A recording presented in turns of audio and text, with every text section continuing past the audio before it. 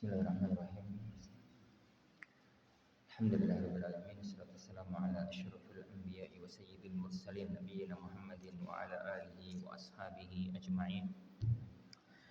Wala haula wala quwwata illa billahi rabbil alamin. Asyhadu an la ilaha illallah wahdahu la syarikalah wa asyhadu anna Muhammadan abduhu wa rasuluh. Amma ba'd. Ikhwani wa akhwati fiddin, azanillahu wa iyyakum. Alhamdulillah. Kita lanjutkan kajian kita mempelajari risalah fiqhu al-usrah. Kita masih dalam syarat-syarat orang bisa menjadi saksi. Syarat-syarat orang bisa menjadi saksi. Syarat yang pertama berakal, balik. Nggak boleh saksi itu anak kecil. Yang kedua berakal, tidak boleh saksi itu orang gila. Yang ketiga muslim, jika mantene muslim. Adapun jika mantene kafir maka boleh. Dua-duanya kafir maksudnya. Yang keempat adil, orang baik-baik gitu ya. Orang baik-baik maka tidak disyaratkan. Tidak disyaratkan. Masalah yang kelima as-sama'. As-sam'u bisa mendengarkan, tidak tuli. Bagaimana penjabarannya? Beliau mengatakan isytaratu fi syuhudi sam'u fi aqdin nikah. Disyaratkan saksi pernikahan itu harus orang yang bisa mendengar. Yani fala syahadati li asam, tidak boleh orang yang tuli menjadi saksi. Wa hadza bi ittifaqil madzahibil fiqhiyatil arba'. Jadi ini dengan kesepakatan 4 mazhab fikih, Hanafiyah, Malikiyah, Syafi'iyah dan Hanabilah. Wa dzalika li anna al-asamma, hal itu disebabkan karena orang yang tuli la yasma'ul 'aqda fayashhad bihi. Jadi tidak bisa mendengar akad nikah sehingga bisa menjadi saksi, karena akad itu dengan suara. Jadi akad itu dengan suara. Jadi akad nikah itu kan angkah, tukar dan qabil tu. Dan kalau orang tidak bisa mendengar suara itu, maka dia tidak mungkin bisa menjadi saksi. Maka syarat jadi saksi adalah orang tersebut bisa mendengar. Al-mas'alah sadisah an-nutqu. Bagaimana dengan masalah kalau orang yang tuli tidak bisa, bagaimana dengan orang yang bisu? Apakah bisa ngomong? Itu disyaratkan untuk jadi saksi. Beliau mengatakan la yushtaratun nutqu fi syahidain. Tidak disyaratkan dua orang saksi itu bisa bicara. Dalam arti seandainya pun bisu ya, itu boleh menjadi saksi. Fayana'aqidu minal akhras. Boleh saksi itu dari orang yang bisu. Wa hadza madhhabul Hanafiyyah. Ini adalah madhab Hanafiyah dan Malikiyah. Wa huwa wajhun inda Syafi'iyah. Dan ini adalah salah satu wajah, salah satu sisi dalam fikih Hanafiyah, Syafi'iyah. Wa dzalika li anna isyaratahu idza kanat mafhumatan taqumu maqama ibarati ghairihi. Karena isyarat orang yang bisu apabila bisa dipahami, maka yani dia itu misalkan dia itu bisa menempati ungkapan orang yang tidak bisu. Jadi ini dalam arti ya bisu tapi enggak tuli. Karena memang rata-rata bisu karo tuli itu gandeng, rata-rata gitu ya. Tapi bisa jadi terjadi orang itu aslinya normal, yuk mendengar, yuk bicara. Kemudian di umur-umur 40 tahun, di umur-umur 50 tahun, qadarullah yani lesani purat. Mbok piye ngono lesani purat yo. Ya terjadi opo lah ngono, sehingga akhirnya yang menyebabkan lisan itu enggak bisa difungsikan. Lisan itu enggak bisa difungsikan. Akhirnya kan kejadiannya dia itu tetap bisa mendengar tapi gak iso ngomong. Dalam kondisi itu, dalam kondisi ini semacam itu, maka berarti orang itu bisa menjadi saksi. Kan dia bisa mendengarkan ucapan angkah, tukar dan mendengarkan qabil itu. Tatkala ditanya oleh orang-orang dan oleh mereka yang ada di situ, ini gimana nikahnya? Sah betul? Ya wis sudah selesai. Ini sudah selesai. Karena dia bisa mendengar. Dia itu bisa mendengar. Baik, al-mas'alatus sabi'ah. Idza kana syuhudu min usulin aw furu'iz zauj aw izzawjah aw wali. Satu kasus, satu permasalahan apabila saksi. Ini berarti kan ya, masalah yang kita bahas kemarin ya, ikhwan. Gambaran yang Anda katakan kemarin. Jadi bedakan antara saksi KUA yang tanda tangan itu dengan saksi nikah syar'i. Jadi kalau ada walimahan, di dalam ruangan itu ada wali sama mantan laki-laki, di situ ada beberapa orang khusus, kan biasanya hanya ada 5 orang khusus yang ada di situ. Tapi yang di jobo itu wong 100 misalnya, dan suaranya nyampe luar. Anda katakan kemarin berapa saksinya? 105. Itu apa? Saksinya orang 100. Ini kasus adalah kalau memang dalam kasus-kasus pernikahan di situ ono suami, wali, terus 2 orang lagi, gak ada orang lain. Nah, ini yang kemudian kita katakan persyaratan ini menjadi kuat. Tapi masa wong 100 ono sing iso krungu, masa wong 100 yang dituli kabeh, masa wong 100 fasik kabeh, itu kan hampir nggak mungkin gitu. Nah, ini kasus-kasus yang terjadi dalam pernikahan yang tertutup, itu disyaratkan saksi itu harus begini, harus begitu. Ala kulli. Idza kana syuhudu min usulin aw furu'iz zauj. Apabila saksi itu dari usul itu bapak ke atas, bapak, kakek ke atas. Atau furu, anak, putu ke bawah, itu furu. Jadi cabang. Suami, yani garis turunan ke atas, garis turunan ke bawah dari suami atau istri atau wali. Apakah boleh saksi itu dari kerabat usul dan furu'? Para ulama sepakat saksi itu boleh dari kerabat hawashi. Hawashi itu kerabat yang nyamping, saudara, paman, ponakan. Usul itu yang apa? Istilahnya apa?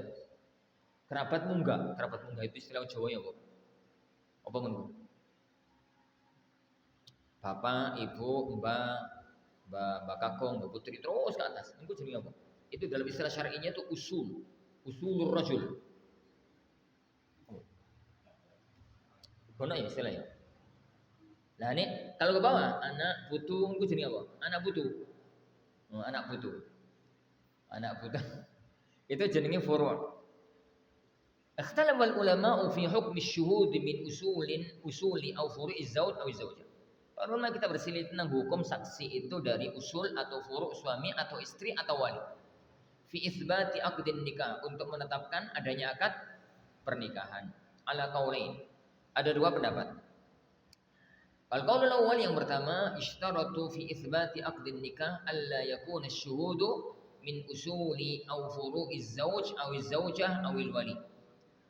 Pendapat yang pertama disyaratkan dalam menetapkan sahnya akad nikah supaya saksi itu bukan dari usul atau furu', suami, istri atau wali. Wa hadza madhhabul jumhur, dan ini madhab mayoritas para ulama dari kalangan Hanafiyah, Malikiyah, Hanabilah. Wa huwa wajhun inda Syafi'iyah, ini adalah salah satu sisi dalam madhab Syafi'iyah. Wa dzalika li anna fi syahadati ahadihim tuhmatu maili kulli wahidin minhuma ila sahibai. Karena saksi salah satu dari mereka itu ada tuduhan kecenderungan untuk membela temannya, membela yang disaksikannya. Jadi dalam kasus misalkan gegeran antara laki-laki dan perempuan. Seorang laki-laki itu ngomong, sampeyan ku dadi bojoku, si wedok ngomong, "Gak, aku ora tau kawin karo sampeyan." Itu gegeran sampai di pengadilan. Kemudian didatangkan ini pada waktu semacam itu, jadi suami seorang laki-laki ngomongi orang perempuan, jadi sampeyan itu wis dadi istriku. Yang perempuan mengatakan, "Enggak, aku enggak pernah dinikahkan karo sampeyan." Sampai dibawa ke pengadilan. Qadarullah. Jadi yang suami, yang laki-laki ditanya sama hakim, "Sampeyan punya saksi?" Ada 2 orang didatangkan, ternyata itu bayi atau siapa lah gitu ya, saksi itu. Hanya orang itu tok, karena pernikahannya gak rame-rame. Jadi kalau memang mereka tidak sah dianggap wali, berarti pernikahan itu nggak pernah ada. Kenapa? Hukum asal orang itu nikah atau enggak? Ya enggak ya. Jadi hukum asal manusia ya pada waktu bayi procot metu ngono lho, maksudnya nikah. Nikah kapan? Hukum asal orang itu gak dianggap nikah. Tatkala pernikahan itu bermasalah, berarti dipegang hukum asal. Kalau kemudian kita katakan saksi dari usul atau furu itu sah, berarti persaksian mbahnya itu disahkan oleh pengadilan. Ya kasus-kasus kecil sih hampir nggak ada nikah itu kondisi-kondisi yang semacam itu. Kenapa? Ya karena namanya kerabat mbah itu roto-roto belok putu. Jadi makanya dalam saksian hukum pengadilan kerabat dekat itu nggak boleh jadi saksi. Kerabat dekat itu nggak boleh menjadi saksi. Kenapa? Yo roto-roto kerabat dekat itu adalah akan belok. Siapa? Jadi kerabatnya. Al-qaul tsani pendapat yang kedua, yasihhu fi syuhudi aqdin nikah ay yakuna min usulin aw furu'iz zauj aw zaujah. Enggak apa-apa, sah saja saksi pernikahan itu dari usul atau furu'nya suami atau istri. Ala alla yakuna minhum wali. Jadi ala alla yakuna minhum wali. Dengan syarat salah satu saksinya itu bukan seorang wali, bukan orang yang berhak menikahkan. Wa wasahihu inda Syafi'iyah. Dan ini adalah pendapat yang benar di kalangan Syafi'iyah. Ingat ya, kawan? Yang sahih di kalangan Syafi'iyah. Wa riwayatun 'anil Imam Ahmad, dan salah satu riwayat Imam Ahmad wa ikhtiyar Ibnu Utsaimin. Dan ini adalah pilihan pendapat yang dipilih oleh Syekh Ibnu Utsaimin rahimahullah.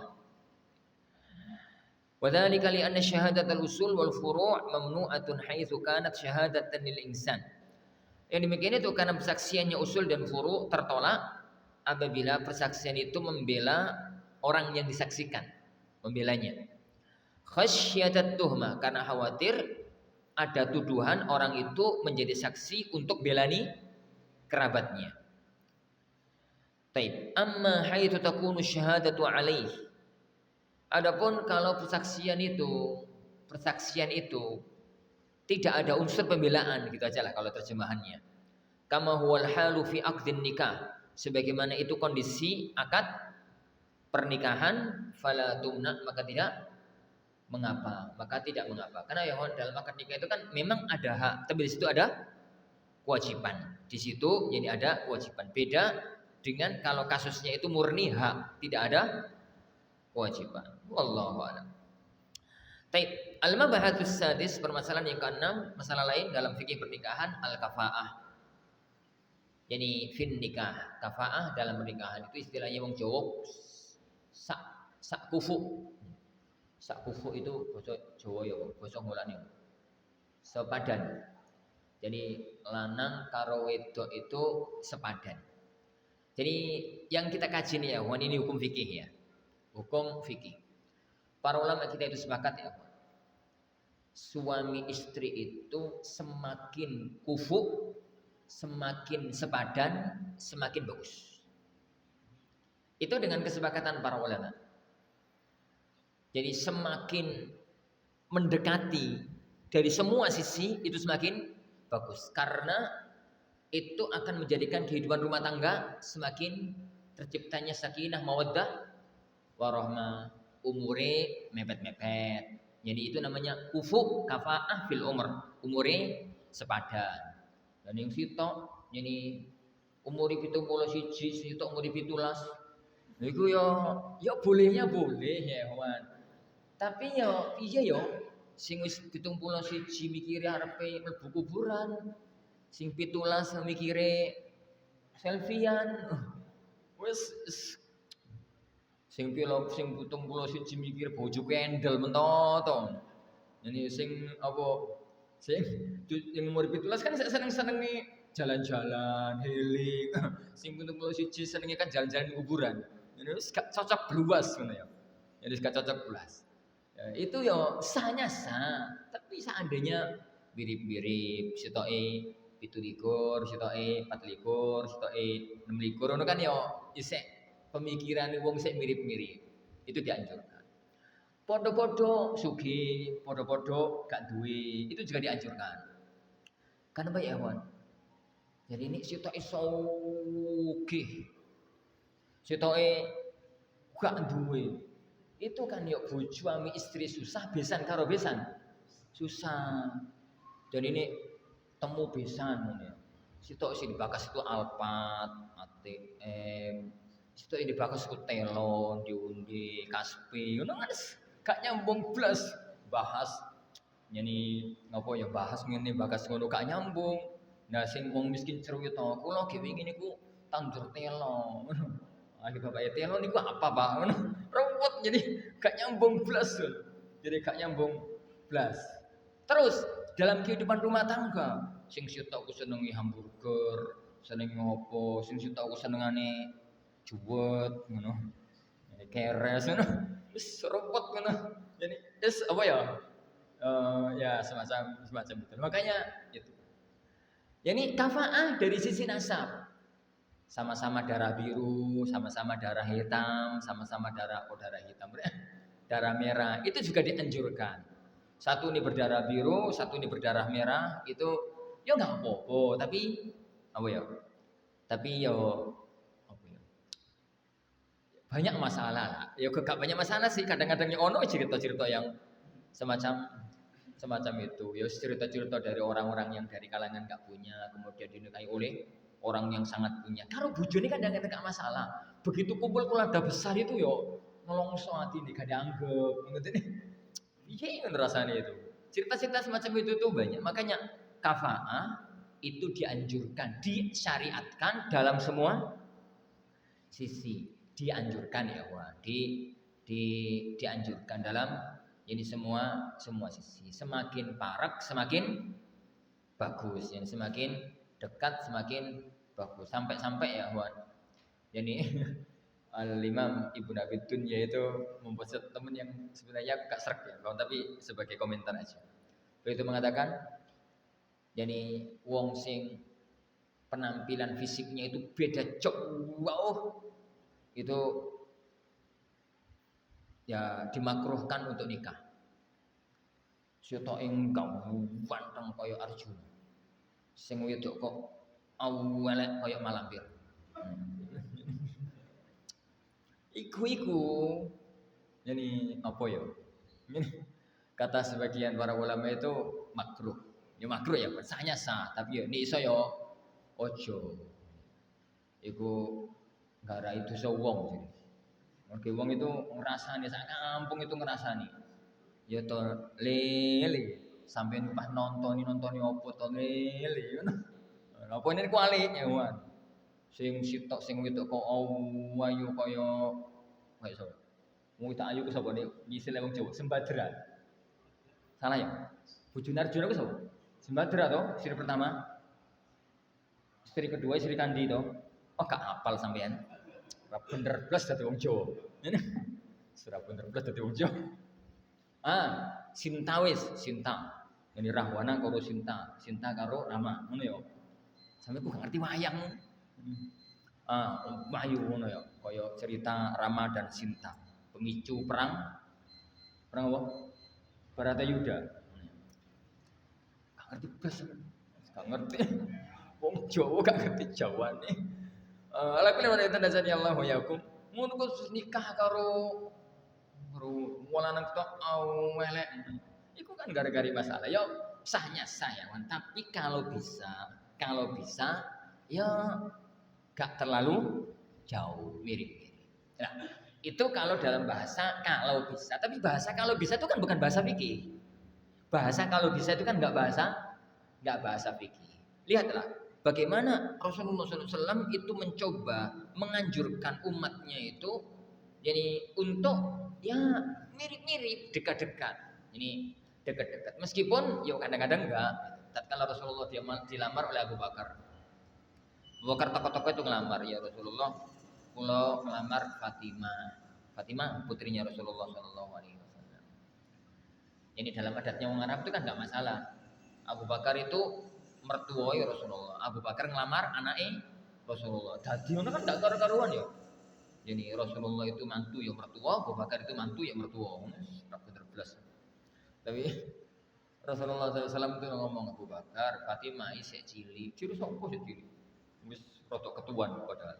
Tapi karena umurnya terlalu jauh, tak bersenang lama, Umar ngelamar. Rasulullah SAW mengatakan nih, Umar, innaha lasaghirah. Fatimah itu isek cilik, Fatimah itu masih kecil. Ditolak oleh Rasulullah SAW dengan bahasa. Nggak bersenang lama dinikahkan sama Ali bin Abi Thalib. Berarti ini kan gak karena umur, yos karena faktor yang lain. Jadi karena faktor yang lain. Fatimah binti Qais. Tatkala dia pegatan 3 kali, kemudian Rasulullah mengatakan sama dia, Mbak, nanti nih wis selesai masa iddah, bilang aku yo. Gitu. Fatimah mengatakan, gih ya Rasulullah. Gih ya Rasulullah. Begitu selesai masa iddah, Fatimah itu datang. Fatimah itu kan janda muda, janda kembang. Jadi begitu sampai di hadapan Rasulullah SAW, Rasulullah SAW itu dia tuh ngomong ya Rasulullah, saya sudah selesai masa iddah, tapi saya sudah dilamar oleh 2 orang. Sopo Fat? Iku dia lagi menggolokan Abu Jaham sama Muawiyah. Rasulullah SAW mengatakan, ojo, ini jangan kalau kamu nikah sama keduanya. Abu Jaham itu tukang gebukan. Nah, Muawiyah itu gak duwe-duwe. Muawiyah itu gak punya uang. Yang dipikir oleh Rasulullah SAW, ada masalah antara Fatimah kalau nikah sama Abu Jahal, masalah karakter.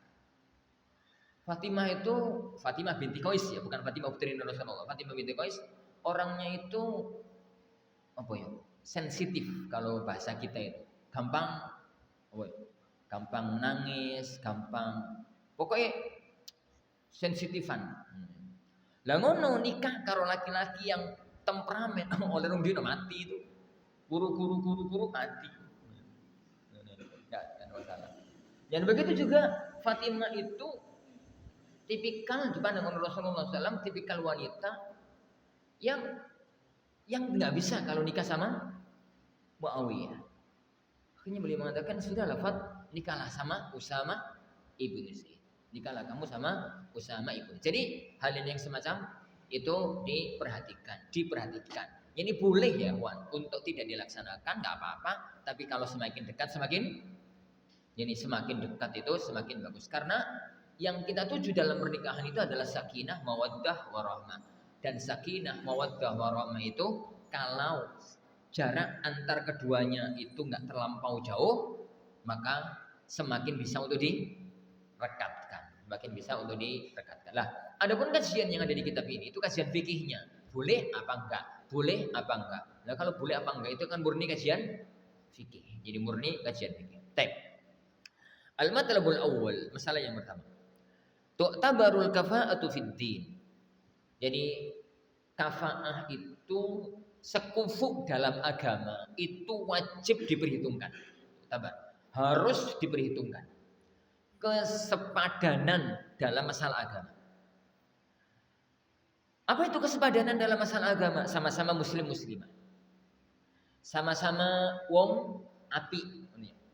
Jangan sampai yang laki-laki itu mbah dukun atau mas dukun. Yang perempuan itu wanita salihah. Atau kebalikannya. Yang laki-laki itu jadi apa?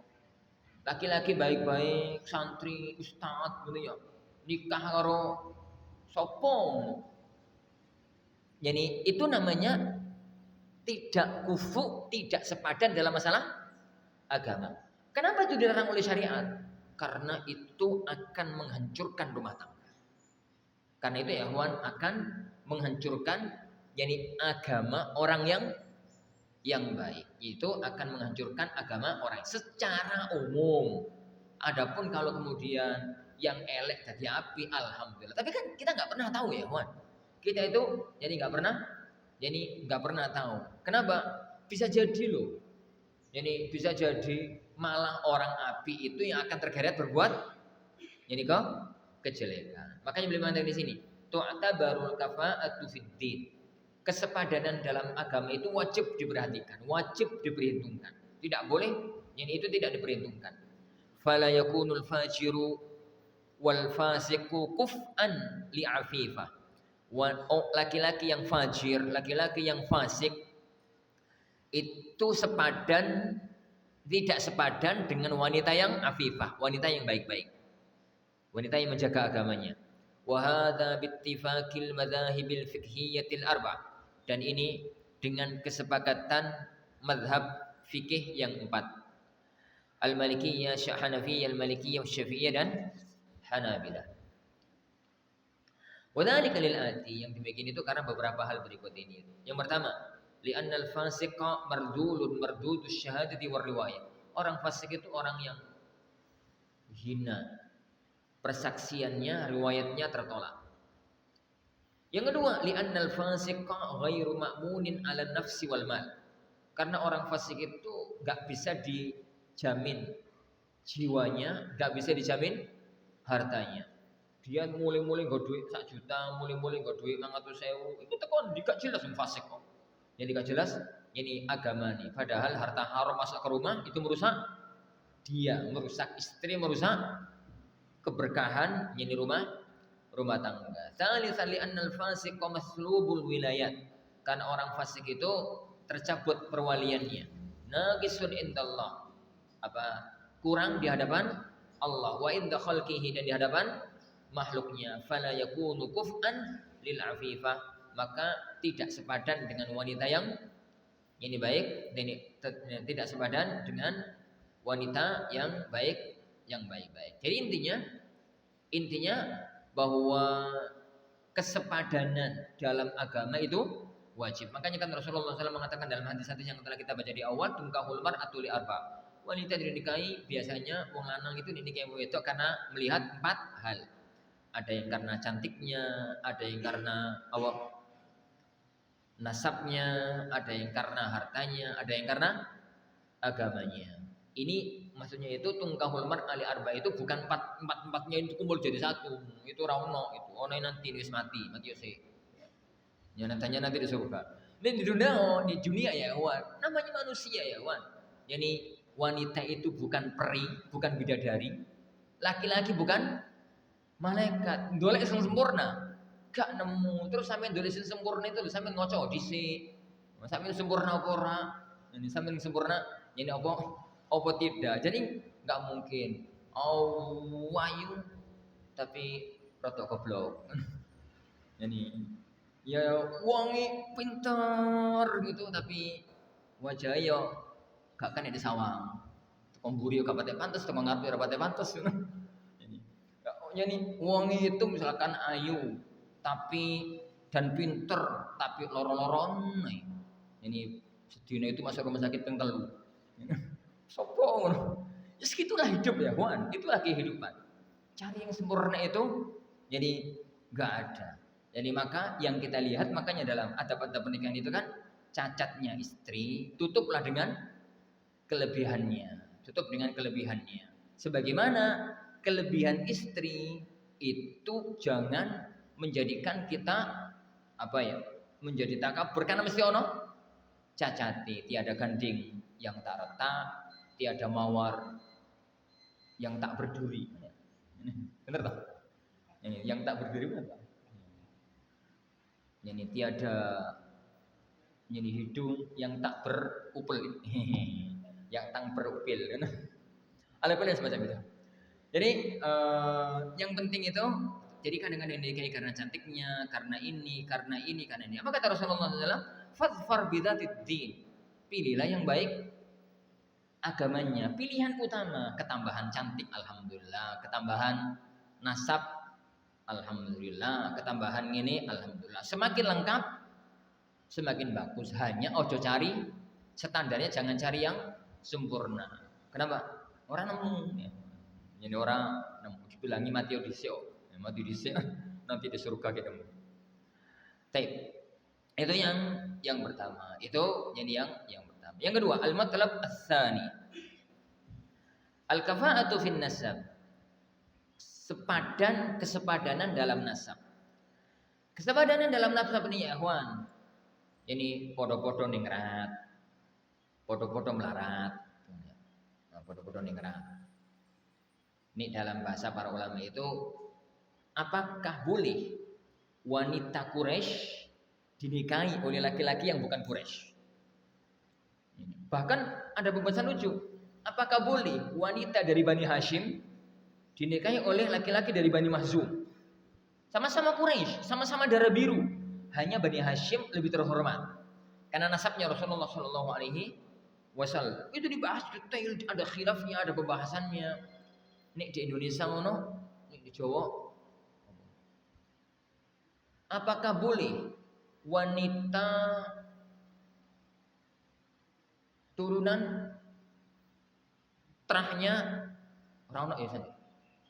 Terahnya Gajah Mada. Terahnya Hayam Wuruk misalkan ngono. Yani seorang Raden Nayu. Bener ya? Salah. Orang ono tapi di Jawa dinikahi oleh wanita laki-laki biasa. Dinikahi oleh ini laki-laki biasa. Yang semacam itu. Apakah itu boleh? Apakah itu namanya kufu dalam nasab? Ini kufu ini dalam nasab. Beliau mengatakan lagi syaratu al-kafa'atu fin nasab. Tidak disyaratkan kesepadanan dalam nasab. Wa hadza madhhabul Malikiyah. Dan ini adalah mazhabnya Malikiyah. Wa huwa qaulul Karhi min al-Hanafiyah. Dan ini adalah pendapatnya Al-Imam Abdul Hasan Al-Karhi dari kalangan Hanafiyah. Wa qaulu ta'ifatin min as-salaf, dan ucapan sebagian dari ulama salaf. Wa ikhtiyar Ibnu Taimiyah, dan ini pilihannya Ibnu Taimiyah, Ibnu Qayyim, Syaukani, Ibnu Baz, Ibnu Utsaimin. Dan dengan inilah difatwakan oleh Lajnah Daimah. Beliau menyebutkan ini ya kawan, berarti di sana ada kelompok mazhab yang lain. Beliau enggak menyebutkan mazhab apa? Hanafiyah, Hanabilah dan Syafi'iyah. Kenapa? Karena dalam fikih Syafi'iyah dan Hanabilah kesepadanan nasab itu wajib. Dalam fikih Syafi'iyah dan Hanabilah kesepadanan nasab itu wajib. Dalam fikih Hanabilah enggak boleh wanita Quraisy dinikahi oleh yani laki-laki non Quraisy. Yang dalam fikih Hanafiyah juga semacam. Dalam bahasa Indonesia, wanita berdarah biru dinikahi oleh laki-laki berdarah merah. Ini berdarah merah. Tapi alhamdulillah kita harus gak punya darah biru negeri kita. Jadi Jawa itu gak kenal darah biru. Mungkin kalau di Jogja, di Solo masih ada ini apa ya? Masih ada kesultanan. Jadi terah para raja, jadi Sultan Hamengkubuwono, Sultan sampai itu masih ada kalau di negeri. Kalau di Jawa, di negeri kita di Gresik itu pernah ada kerajaan apa? Ini kerajaan Giri toh. Kerajaan besar yang pernah ada di kita itu kan Mojopahit. Kerajaan besar yang pernah dekat dari daerah kita itu kan Mojopahit. Tapi terahnya wis hilang. Wis enggak ada gitu ya. Hal yang semacam itu para ibu nazani Allah. Jadi wa iyyakum itu namanya nasab. Dan memang ada khilaf yang berkepanjangan di kalangan para ulama. Pendapat yang ini dikuatkan oleh penulis, jadi itu pendapat yang benar dalam masalah ini, tidak disyaratkan. Kalau berusaha untuk yang senasab monggo, tapi tidak disyaratkan. Bukan merupakan syarat. Aladillah dalilnya. Awalam minal kitab, yang pertama dari Alkitab, qauluhu ta'ala, firman Allah Subhanahu wa taala, inna akramakum indallahi atqakum. Sesungguhnya orang yang paling mulia di antara kalian adalah orang yang paling bertakwa. Wajhud dalalah, sisi pengambilan dalil fil ayati, dalam ayat ini dalalatun ala anna tafadula bainan nasi bit taqwa, bahwasanya perbedaan, kesenjangan, keutamaan gitu ya, antara manusia itu dengan ketakwaan. Wahiyya minad-din, dan ketakwaan itu bagian dari agama. Fadalla ala anna al-kafa'ata fid-din la fin nasab. Ayat ini menunjukkan kesepadanan dalam pernikahan itu dalam masalah agama, bukan dalam masalah nasab. Minas sunnah an Fatimah binti Qais, dari Fatimah binti Qais radhiyallahu anha, anna Aba Amr ibn Hafs talaqaha al-battah wa huwa ghaib. Abu Amr ibn Hafs itu menceraikan istrinya al-battah total, cerai 3. Cerai akhir, maksudnya cerai 3. Tatkala cerai 3 itu sang suami sedang tidak ada di lokasi. Jadi kalau bahasa kita saiki ono cerai pakai WA, cerai pakai Oppo gitu, sedangkan tidak ada di lokasi. Kalau gambaran pada waktu dulu menceraikan istrinya di hadapan orang lain, lalu dua orang saksi itu menyampaikan kepada istrinya, kemarin aku ketemu bojone sampean. Terus sampean diceraikan 3 kali. Sudah yang ketiga kalinya. Wa fi riwayat dalam riwayat yang lain talaqaha thalatha, diceraikan sebanyak 3 kali. Fa arsala ilaiha wakilahu bisyair. Sang suami kemudian ngirim ke mantan istrinya tersebut makanan berupa gandum. Mengirim wakilnya untuk menyerahkan ke istrinya gandum, beras kalau sekarang. Jadi pekat DKI beras. Fasakhitatuhu, istrinya marah. Jadi yang Fatimah tadi marah. Faqal dia mengatakan wallahi malaki alaina min syai'. Jadi maka sang suami mengatakan sampean ku piye to? Tak pegat kemudian tak kei iku gak wajibanku. Aku ngekei iku mergo yo kepengin jadi wingi nikah api-api saiki pegatan yo api-api. Kok sampean malah nesu? Sampean enggak punya kewajiban, enggak punya hak apapun atas kami. Faja'at Rasulullah, maka dia pun menghadap sama Rasulullah sallallahu alaihi wasallam. Fadzakara dzalika lahu. Maka Fatimah menceritakan kisah ini bagaimana dia ada kasus sama suaminya kepada Rasulullah sallallahu alaihi wasallam. Maka Rasulullah mengatakan laisa laki alaihi nafaqah wa fi lafdhin wala sukna. Bener, Mbak, bener loh, Fat. Ini wis pegatan ping 3, sampean enggak punya hak nafkah, enggak punya hak tempat tinggal. Fa amaraha an ta'tadda fi baiti ummi syarik. Jadi maka Rasulullah memerintahkan Fatimah ini untuk menjalani masa iddahnya di rumah Ummu Syarik. Summa qala, kemudian beliau mengatakan tilka mar'atun yakhshaha ashabi. Jadi Rasulullah mengatakan tapi kan Ummu Syarik itu wanita yang banyak didatangi oleh sahabat-sahabatku. Segini aja deh. I'taddi inda ibni Ummi Maktum. Jadi jalani masa iddahmu di rumah Ibnu Ummi Maktum fa innahu rajulun a'ma, karena dia itu laki-laki yang apa? Buta. Tad'ina thiyabak, kamu bisa melepaskan baju luar kamu, karena bajunya wanita pada waktu itu kalau di dalam itu baju biasa, kalau begitu keluar baju yang dalam itu dirangkepi baju luar. Jadi kalau melepas baju berarti maknanya baju luar. Tad'ina thiyabak fa idza halalti fa'adhinini, apabila kamu telah halal, maksudnya itu telah selesai masa iddah, tolong beritahu aku. Qalat, berkata Fatimah, falamma halaltu dzakartu lahu anna Muawiyah bin Abi Sufyan wa Aba Jahm khatabani. Tatkala aku telah selesai masa iddah, aku menyebutkan kepada Rasulullah sallallahu alaihi wasallam bahwa Muawiyah ibn Abi Sufyan dan Abu Jaham keduanya telah melamar aku. Faqala Rasulullah, maka Rasulullah sallallahu alaihi wasallam bersabda, amma Abu Jaham fala yadha'u asahu an atiqi. Abu Jaham itu orang yang enggak pernah menurunkan tongkat dari pundaknya. Maksudnya tukang pukul, jadi tongkat itu di sini terus siap. Ono masalah didik, gebuk, masalah didik, gebuk. Itu Abu Jaham. Istilah wong kene apa? Laki-laki moroan tangan. Oh, moroan tangan. Wa amma Muawiyah fasu'lukun la madalah. Muawiyah itu laki-laki miskin banget, ora duwe apa-apa blas, kan dunya blas. Ingkihi Usamah ibn Zaid. Nikahlah kamu dengan Usamah ibn Zaid. Fakarihathu.